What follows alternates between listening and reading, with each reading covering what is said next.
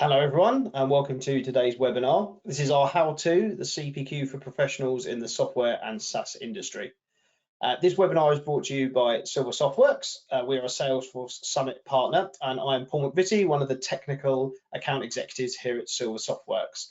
I have an extensive consulting background and a certified CPQ specialist and have implemented CPQ for a variety of different customers, specifically within the SaaS and software space. And my colleague Tim, I will introduce you to in a minute. Before we get started, I just wanted to run through a little bit of housekeeping. So firstly, this webinar is going to consist of around a 30-minute presentation followed by around 10 to 15 minutes of questions. The presentation will feature some common use cases centered around how CPQ can be used to help SaaS enterprises, along with a demo of the solution and a look at the common problems that members of the software industry are tending to face. If at any point you have a question, you can submit it in the question box on your screen, and we'll be running through these at the end of the presentation. If you have any problems viewing or listening to the webinar, pop a little note into the chat box and our admin, Katie, will be able to help you out. All in all, we think this will probably last around 45 minutes. Finally, if you think of any questions after the Q&A session, we'll provide a link at the end so you can fill out a form in your own time, and we'll get back to you as soon as we can. So as long as that's okay with everyone, I'll introduce you now to our presenter, Tim. If you want to introduce yourself. Yeah, so my name is Tim Johnson-Reynolds. I'm head of consulting here at Silver Softworks. I've been working in and around CPQ for over 6 years now. Again, I'm a CPQ certified specialist, and I've worked on numerous CPQ projects spanning multiple industries, so SaaS, but also healthcare, telecoms, recruitment, and many more as well. Brilliant. Okay, so Tim, what I'm hoping is you'll be able to help, because I have a company I am working with who are going through some transition, and they've got a lot of problems with the way that they are organizing their data and their quotations. So this particular customer operates in the software space. They're a SaaS company, and one of their biggest issues is that they put together a lot of complex products that have very unique pricing around different circumstances, different scenarios. And what they're finding is that it is taking a very long time to get quotes out the door. The prices are often inaccurate, they're not correct. The wrong products are being selected, or products that are not compatible with other products are being put together on one quote. And ultimately, this is just taking a lot of time and losing them a lot of revenue. Is this something that CPQ can help with? Yeah, CPQ is exactly the right sort of tool for those circumstances. You know, when you get a company which has very complex products, it's very common that they'll start off trying to configure those products in a tool like Excel, but over time they find that they reach the limits of Excel, or they find also the control that they actually have over the configuration of those products and how the sales team use the spreadsheet. It gets very complex very quick, and they start losing the value of that. And it actually means more effort is involved in making sure that those quotes are accurate, that the pricing is accurate and all signed off, and it's actually going to work for the end customer as well. And this is where really CPQ comes in, is enabling them to put all of that logic, all the product rules, all the business rules into the system, and allow salespeople really to do what they do best, which is selling. So what I'd like to do is just demonstrate how we can go through the configuration of a product to really solve a lot of those problems that you were just discussing, Paul. So let me share my screen. So here we're into our Salesforce org. I just want to point out this is a Salesforce developer org. What that means is that we might hit a few performance problems that you wouldn't normally see in a production org, because this org has availability of less resources than you would in a production org, and that's quite normal. So I'm going to just start off on my account here, Pyramid Construction, and I'm going to create an opportunity. Now, it might be if you're an existing Salesforce user, this is what you do already, is create an opportunity, but probably what you're doing is manually moving across some of the product information, some of the pricing information directly into opportunity products. So I am creating a deal here for my Cloudforce Plus product. So this is a fictional product that we've set up in our org. So create my opportunity, And then straight away, I'm just going to go into create a quote. So first, we just ask for 2 key bits of information, and especially when, like a SaaS organization would, we're dealing with subscription-based products. This means that this is something that's served over a span of time. So here we've got a start date. We're predicting the start date to be around the 1st of December. That date can be moved later on if it needs to change. And we're going to initially start with a 36-month term contract. So click next. And this is going to bring us now into our product selection screen. Now, if a company has a lot of products that they sell, then you can obviously have all of your products listed here. You can have them sectioned out into logical containers as well to make it easy to find. And there's different search facilities to help you to find these products. But also, and this is very important, our Cloudforce Plus product here, as we're going to see, is actually made up of lots of different components. They're actually products in their own right.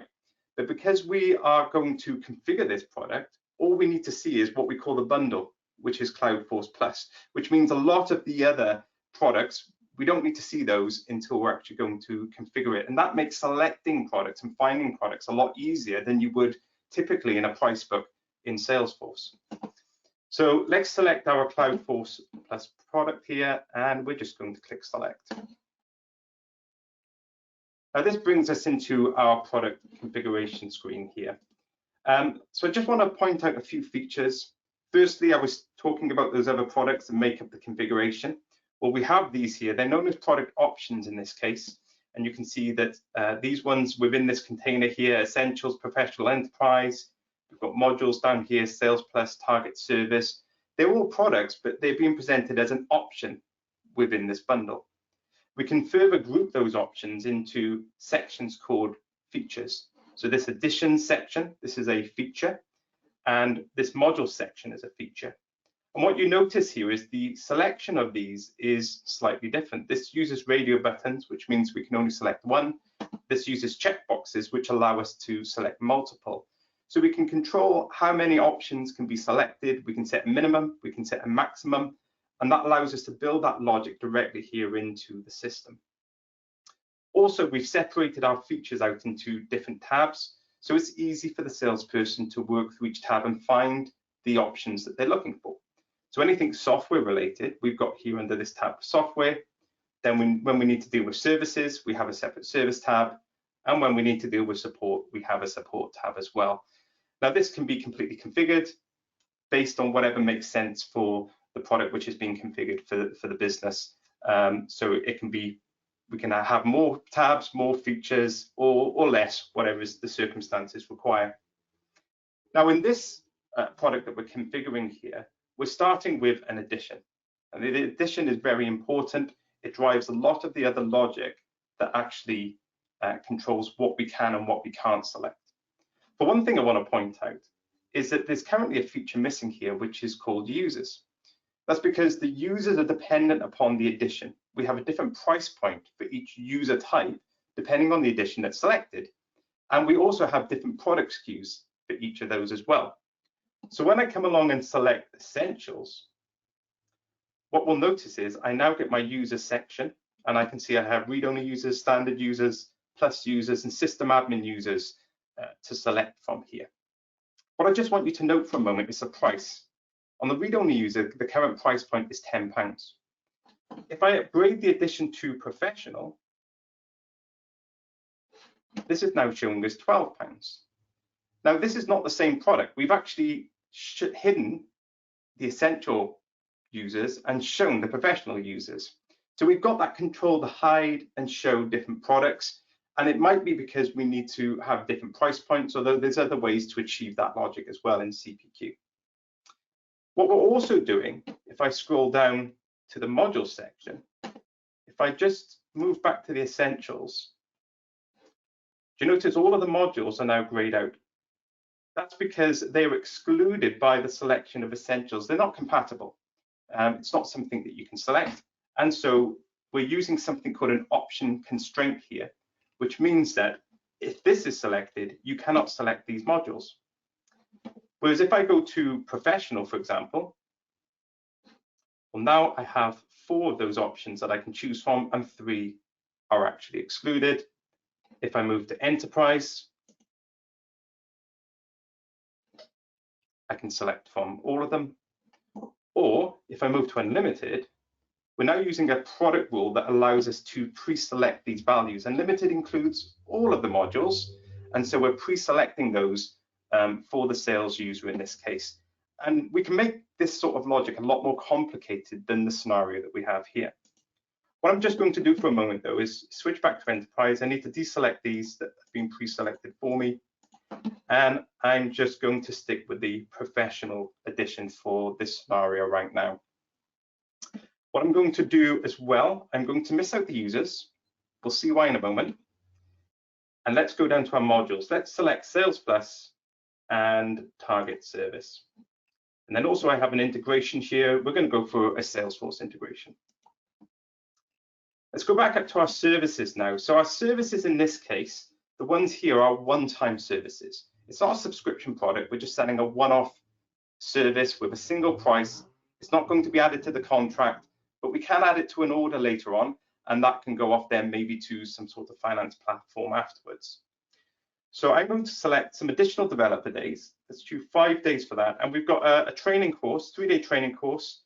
We need to enter the number of attendees. I'm going to enter 10 attendees that need to go there. I also have an option here of a recurring service. So that's something that will get added to the contract. So if, for example, as a SaaS business, what I offer is 5 days every year recurring for the term of the contract to be used however the customer sees fit for professional services, that would be something that I could include as part of a contract. I'm not going to do this at the moment. And then moving to support, we have our gold support here. This is a special type of product. It's called a percent of total product. What that means is we can price it not based off a list price, but as a percentage of other products that we have in our configuration here. In this case, we're taking 20% of everything that we see listed in the software tab here to derive its price. And that means it's very flexible. As we discount it, as we have more products, the amount for the support package changes. But very interestingly with this one, do you notice I can't unselect it or select it? That's because we've made this required. We've made sure that this is always included and has to be included. And the same can be said when we go to services. We always want there to be setup and configuration. And so we've made that to be a required field here. Now I've made all those selections. I'm just going to save this. I've hit a message. Now this was deliberate. Remember I said that I was missing out the users. So this is warning me, you haven't selected any users. Are you sure that's right? So we're using something called an alert product rule in this case to just alert the user. Now it might be that this is fine. Maybe they just mean to produce this configuration with just a system admin user. But potentially that's not the case and that would not be usual. So what this either allows the user to do is to continue through the message and go on and save it, or to close it and rectify the problem. We can actually replace this for a validation error. What a validation would do is prevent them from saving it at all. They would have to rectify that problem before they can move on. And it's just a very simple example of how we can make sure that the configuration meets certain rules and either just provide a warning or a validation. In this case, it's a mistake. I meant to add some users. So I'm going to click close here and we're going to rectify the problem. So I'm going to add some read-only users. So I'm going to add 50 of those. And also let's add 10 standard users. And we can save that now and we should have no problems in saving this.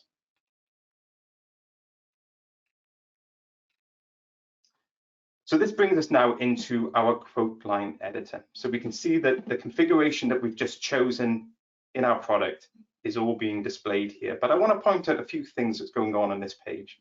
At the top here, we've got some header information about the quote.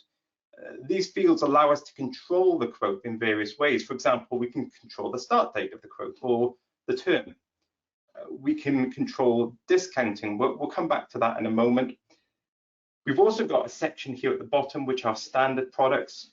This is where typically our one-time products are listed, although it can be configured to allow subscription-based products as well. In this case, we've chosen to actually display our subscription-based products differently, which you'll see under this segmented products section here. What this has allowed us to do is actually segment our products up by year. We see year 1, year 2, and year 3. We're going to come back to why that's important, how we can use that in a moment. So one of the things I want to actually discuss here is controlling the term of the subscription. So remember, we selected initial start date, we selected an initial term, but that doesn't mean we're stuck with that at this point. So as an example, we might want to change this to a 24-month contract. And if I enter in 24, there we go, we've got a 24-month contract. Equally, we might want to change this and be a 48-month contract. If I do that, you notice now I have 4-year segments showing here. So very easily I can flex that contract up and down. Now, changing the term here allows us to leverage a type of discount called a term-based discount.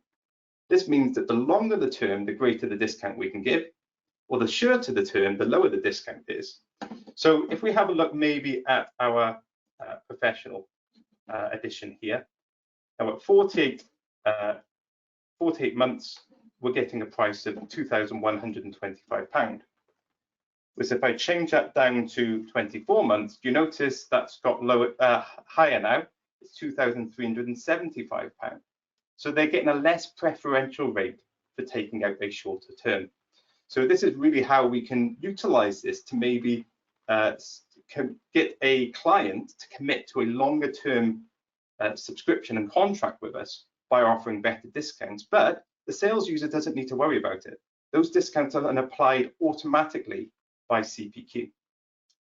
The other type of discount we can use, just going to change this back to a 3-year contract for now, is something called a volume-based discount. Let's focus on our standard user here, and we can see that we currently have 10 users here, and the price that they're getting this for is for £12.60. Okay, so what I'm going to do is just change the number of users here up to 50. And notice now that price is reduced down to £11.97.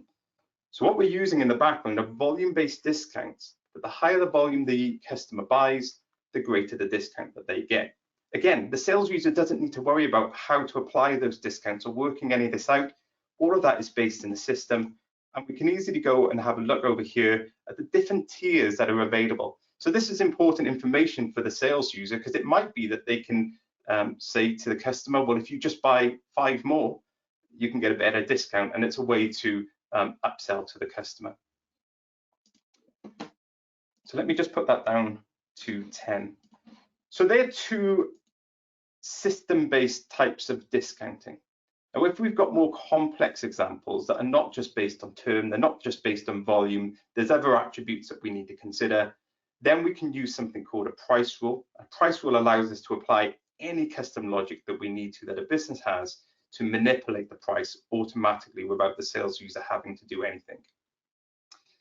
Now, once the system is priced, it might be that the sales user actually wants to apply some sort of discount. And there's a couple of ways to achieve this. Firstly, at the header level here, we've got the target customer amount. You notice at the bottom, our total price is £40,593.80. Might feel that that's a bit of a clunky number. What we would prefer is something around the region of 40,500. So if we enter that in, what we notice is straight away CPQ has repriced this quote, made the adjustments it needs to against all of the quote lines to reach that price point. Makes it a lot easier than trying to work out what percentage discount you need to apply across products to achieve the same amount.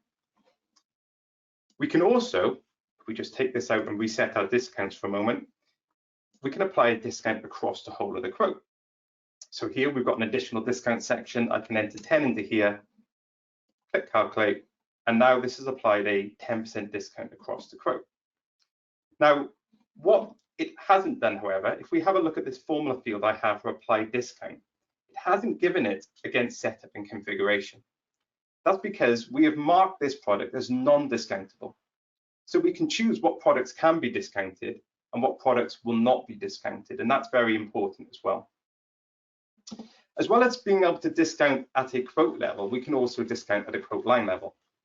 So if we open, for example, our professional edition here, you can see that we've got an additional discount section.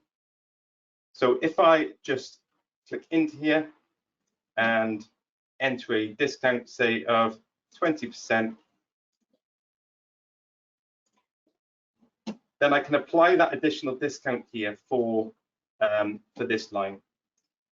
Now, this is a great way of also leveraging these segmented products, because what it allows me to do here is add a 20% discount in year 1, but then it goes back to the normal pricing for year 2 and year 3. So it's like being able to provide an introductory discount rate in this case, which can provide a lot of control over the pricing. Let's just reset those values for now. Okay, and the other thing I want to discuss then is another advantage of having segmented products here is providing an uplift. So as well as providing discounts, we can actually increase the price year on year. So let's say we wanted to increase the price here by 5% and 5% again in year 3. This means we have year on year inflation built into the tool for us. We can apply this again with a price rule. If there were some standard rules that we wanted to apply to these products without the sales user doing anything, then that is absolutely possible. The other thing that we can do with segmented products, if we go back to our user, is that we might want to apply some ramping to the quantity of users. So let's say that the customer would like to commit now to an increase in the number of users in year 2 and year 3. Let's say they're going to increase this to 20 in year 2 and then 30 in year 3. We can apply that immediately here within our quote as well. So again, a good way of being able to control the sales by year and ahead into the future. So all of these are ways that we can use to help us to configure that product, apply pricing rules, but also allow the sales user the tools that they need to win that deal as well. Over to you, Paul. All of that is literally what my company I'm working with is looking to achieve. And the more I think about it, there's other issues that they're experiencing. I don't know if CPQ has anything that can help with that. So one thing is when all these quotes get generated, which looks really, really good, quite often at the moment, quotes are being sent out not only that haven't gone for any kind of approval, so the salesperson is putting together quotes, they're going out without any approving. The documents that are being sent out are all different depending on who the salesperson is. There's no real brand unity. Is there anything in CPQ that can handle that? Again, absolutely. Firstly, let's take the approval situation. It's very common. Obviously, you want to allow a sales user a certain level of latitude in terms of winning the deal, but there's a certain point where that becomes maybe commercially not viable, and that needs to go through some level of control. Now, we've built an example of that into our system here. So I'm going to apply a 20% discount in this case, as I've already done, and I'm going to click Save.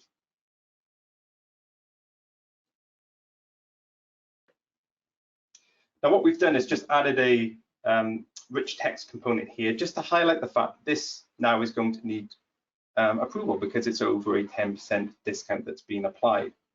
So what the sales user can do is they can click Submit for approval here. They can enter some comments. So let's say matching competitor, and they can submit that over to their manager. Now, in this case, I'm logged in as a Salesforce admin user just to make it easier to go through this in terms of a demo. So I'm not logging in and out of different users, but we can see now that this is actually pending approval. Now, what we would have received, which I'll put onto the screen now from my emails, if you wait one moment, is we've received now an email request for approval, which has gone to the manager for approving this. So they can follow a link from the email. Just get rid of that email now. And this takes them into an approval request. And you can see we've got a couple of bits of information. We've got a link to the quote. We've got a link to the account. We've got the regular amount. This is the amount before the discounting that the sales users provided, how much discounting they provided, and also the actual amount that the customer is going to be charged based on this. And we can see their comment here as well. Now, it might be that that information is enough to approve, in which case they could approve or perhaps even reject if they needed to, and that would send a notification to the sales user to advise them of the outcome. But also what they can do is go to the quote from here, and they can come and have a look at some of the information on the quote. So for example, we've got some information around the contract and the contract terms here. We've got some of the financial information, including what is one-off costs versus year 1, year 2, year 3, if they wanted to see how that looked, and some high-level approval information here as well. After reviewing the quote, if they're happy to approve from this point, we've just conveniently put the approval history at the top here whilst it's in review. So they can click approve, provide their comments, and then approve that quote. And that now updates the status of the quote to approve. That allows now for this quote to be able to be closed won. If it wasn't approved, or if it had been rejected, then we have a validation rule to prevent that from being closed at all at that point. Now, the other thing importantly that we were preventing here is generating the document. And that's really important because once a customer sees a price, they can't unsee it. So it's much better for us to control that, not allow that document to go out until the customer, until the business is actually happy with the price which is being presented. Now, what we've shown in terms of approvals here is a very simple serialized type of approvals that standard Salesforce allows. But if CPQ Plus is purchased, that comes with something called advanced approvals, which allow parallel approvals.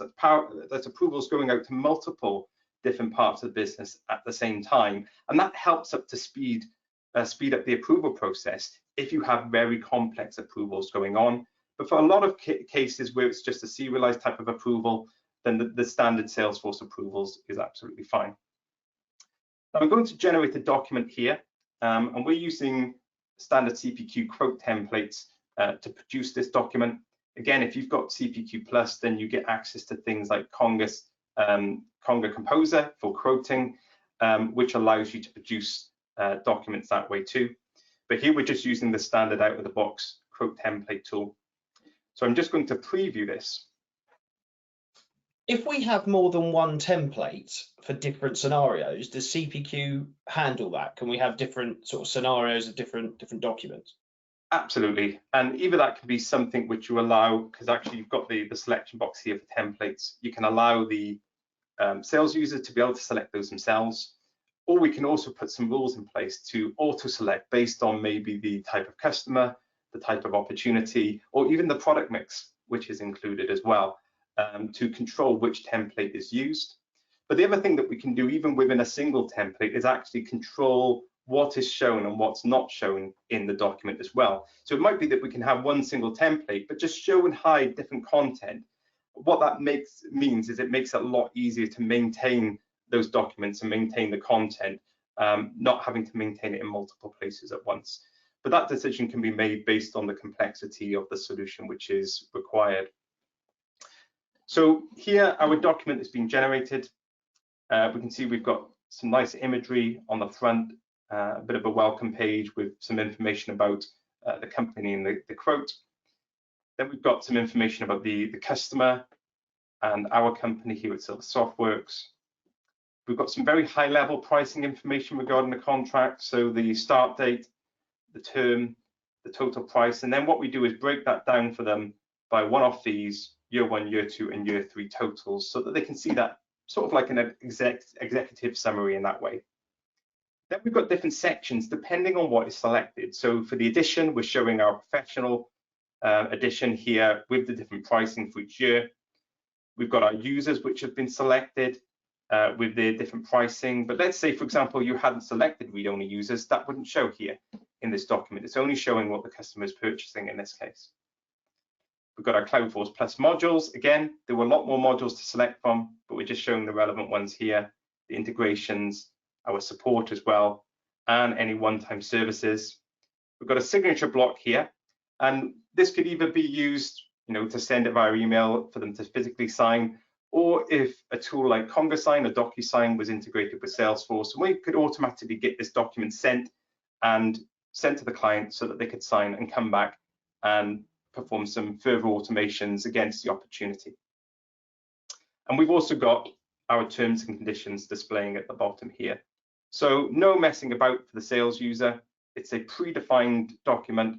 It's very consistent in the way that it outlays the information to the client as well, which is often where, when you've got much more flexible systems like Excel and Word, you find that there's a lot of inconsistency in the way that this information is communicated to the customer.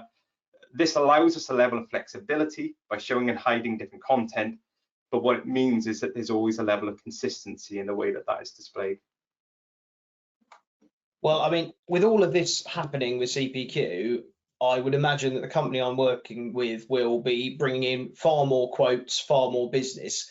So I'm starting to think how we can keep up with that. So from a contract perspective, how, if a particular customer may want to add or uplift something within their contract during the term, and even when we get to renewals as well, keeping on top of renewals, making sure they're not missed. Does CPQ have functionality for that? Absolutely. This often becomes a problem because obviously once you sell a contract, you need to be able to amend it. You want to be able to renew it. But very often, a lot of companies find that they get caught in a bit of a trap where they're selling a contract for, say, 3 years. Partway through, they sell another component, but that contract doesn't align. It doesn't co-terminate to the end of the existing contract. And so they're in a situation now then where the customer has a contract up to a certain point for the main product, and then say just a module goes past that point, and they can't use that without the main solution that they've purchased. Customers can get unhappy with that because what they want to do is just renew everything at one point, especially where they're trying to align budgets. It can make it a lot more complicated if they're getting more than one invoice, more than one renewal. And CPQ makes that really easy out of the box. What I'm going to do is just go back to my opportunity here, and I'm going to move this on to closed one. Now we can have a lot more validation here. There might be more information that we need to capture at this point, and all of that can be facilitated with standard Salesforce. Once this is moved to closed one, what we've done is implemented an automation that just tells CPQ, can you create the contract for us? It's very simple in terms of the way that it does that, and CPQ really does all of the legwork for us. Now this happens asynchronously, which means it's a background process.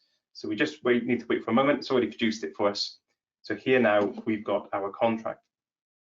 So we can go into our contract, and what we can see is we've got some of the high level information. For example, the contract start and end dates, the term, what account it's for. We can also pull other information off the quote or off the opportunity if we need to store that here on the contract as well. And then looking at the related list here, we've got all of our subscriptions. So these are a copy of all of those quote lines that we produced in our in the quote, in our configuration. And we've got all of the information there available for us. And if I go into one of these subscriptions, we can see I've got the right quantities, the terms, the different pricing that was used here. All of this information is what CPQ can use then to rebuild quotes at the point of amendment or at the point of renewal. So let's deal with an amendment first of all.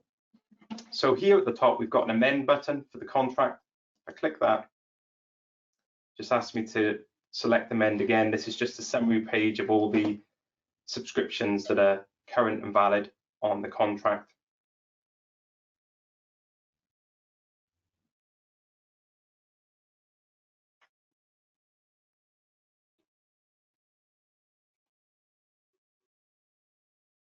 As we said, we're in a developer sandbox.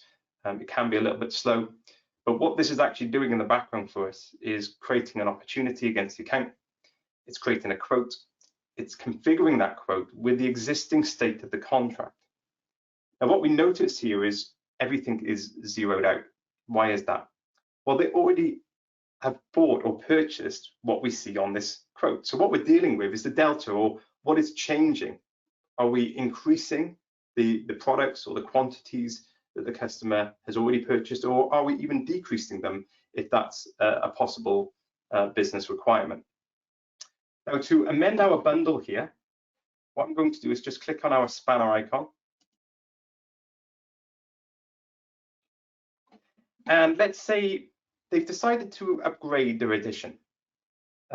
Professional now has not given them what they need. They're part of the way through their contract. So let's move to enterprise. They've also increased their headcount So when selecting our users, we're going to just increase the number that they have here. So they're going to have 100 read-only users, they're going to have 50 standard users, and they're going to have 20 plus users.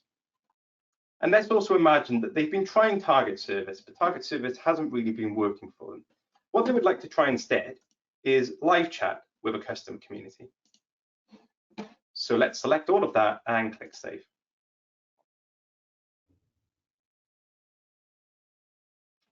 So what you notice here is everything that we've just removed from this quote is showing as a negative. And then everything that we've added on here now has been added on as additional product lines, additional quote lines. And this will all affect the contract and the subscriptions that are live. Now, very importantly as well, we want to affect our start date. Now, if we were part of the way through this, the start date would have automatically aligned to the date that we're on today. But let's say that this change is happening at the start of April. What you notice is the values for year one now just changed. That's because it's prorating the values automatically for us to take into account the time span that has already elapsed. And this is really important because, again, it means that the sales user doesn't have to work all that out. The sales user doesn't need to work out what credits need to be provided against the lines that have been removed, what additional quantities need to be put on, and how that works in terms of the proportion of the contract which is left. CPQ takes all of that legwork for us. What we can do now is save this.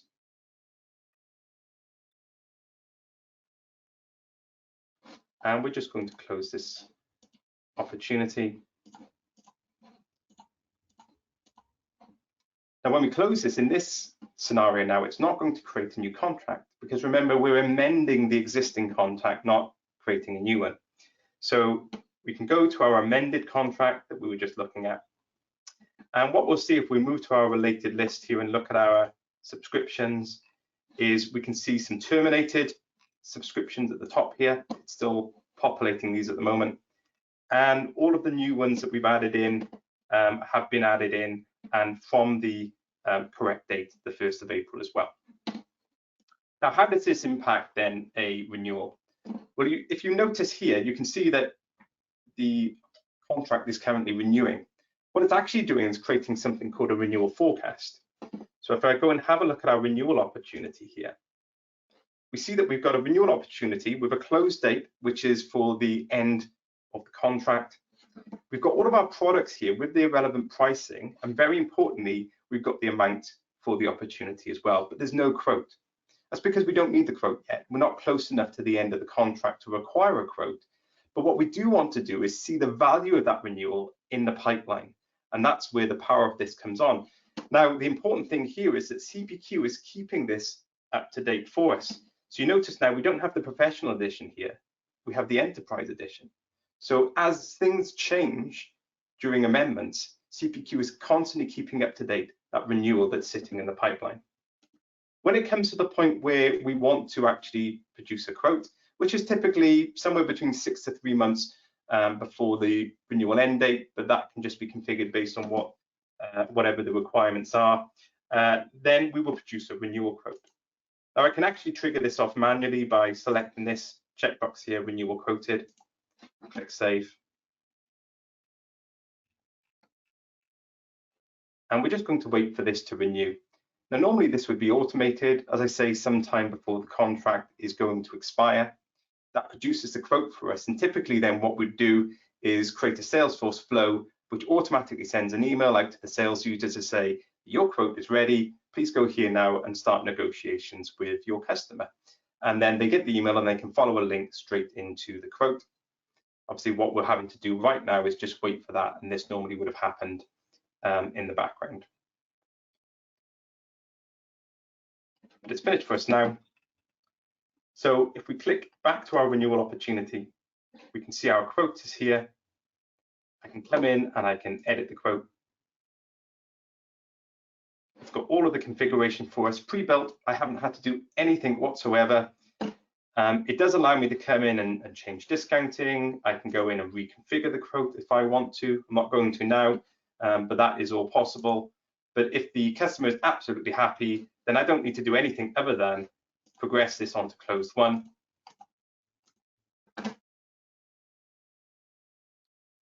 And then what this will do is create a brand new contract for us, and the journey starts all over again.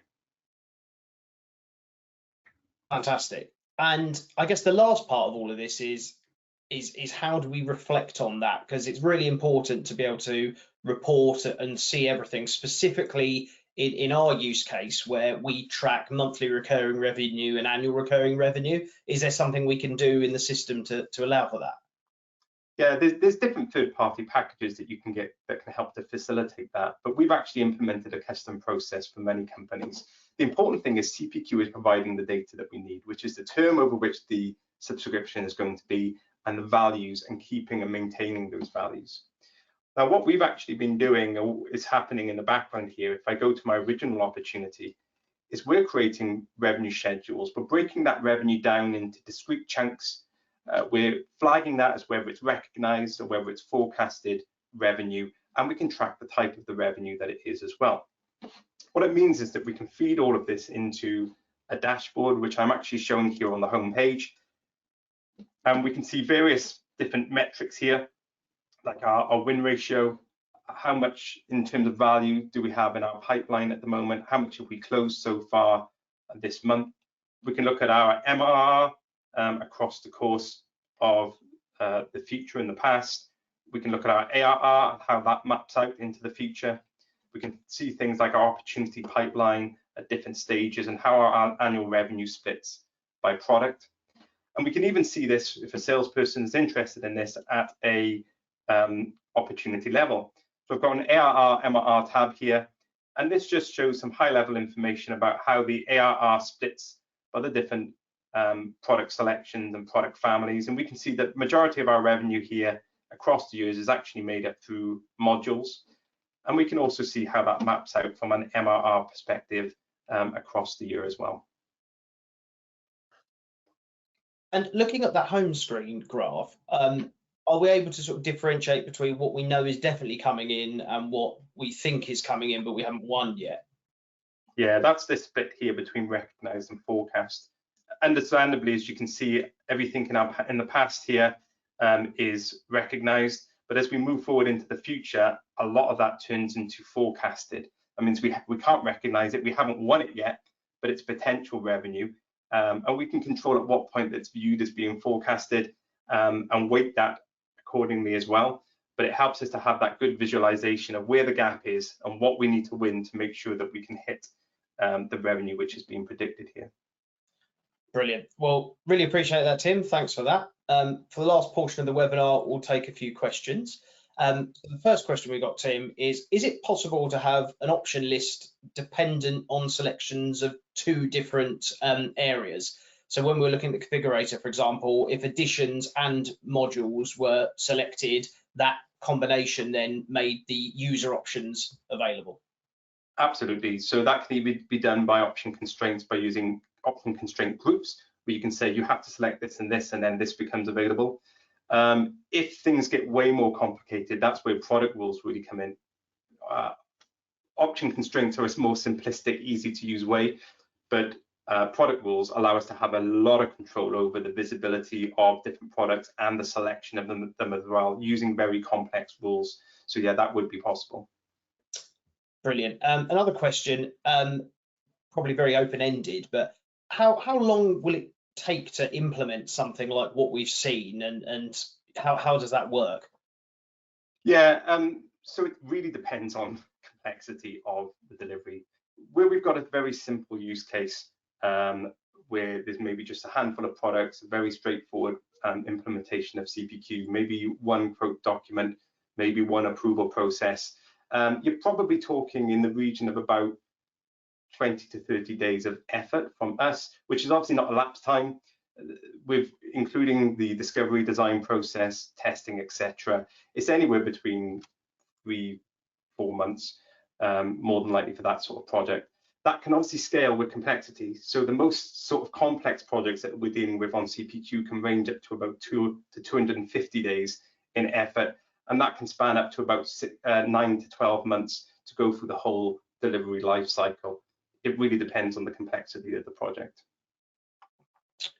Okay. Another question we've got. So for a new upsell opportunity for one user on a module, did Tim add the users as what the actual number of users would be plus one or minus one, or would you add just one seat, i.e. do you have to look up the current users to know how much to put it up by? This, I assume, is for amendments. Yes. So when you're adding one user, how is that put in when you did it on the demo? So it had the current quantity was the quantity that was showing there. So if I had 10, initially it would have been showing 10, then I increase it up to whatever it needs to be. So if it was one additional one, I would move it up to 11. Now in the background, what CPQ is actually doing is tracking the difference. It knows what the customer had previously and what you've changed it to, and that is the quantity that's driving the price, not the quantity that you're entering. But all you need to do is change it to the quantity which is actually desired as a total. But when you're making the amendment, you can see what's already there very clear. You don't have to search. Yeah, you don't know. Fantastic. Another question, with all the sort of numbers and data that's coming out of CPQ and Salesforce, can this data be sent to a finance system or something like that? Yeah, so CPQ can actually generate a Salesforce order, which is typically the vehicle that we use to hand over to a finance system. Depending on what finance platform you've got, depends on your options there. You can use something like Breadwinner to integrate with things like QuickBooks or Xero or even NetSuite. But equally, we've set up for more complex back-end systems, ERP platforms, we can go down the route of an API which can transfer that information across. But the important bit is CPQ builds the component on the Salesforce side, which is the order that we can use to pass that information back and forth between the back-end system. Fantastic. I've got one last question here. Does CPQ have a built-in option to re-evaluate the renewal quote if the contract is amended after the renewal quote has been generated? Absolutely. So that's after the renewal quote's been generated, what it will actually do is produce a new quote in that situation.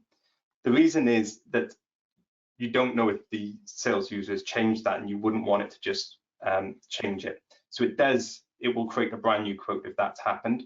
But the typical situation is you're gonna delay it as long as possible until you really need that quote. And in that case, the amendment just keeps the opportunity up to date. But yes, it will create an additional quote which reflects the contract if one has already been generated.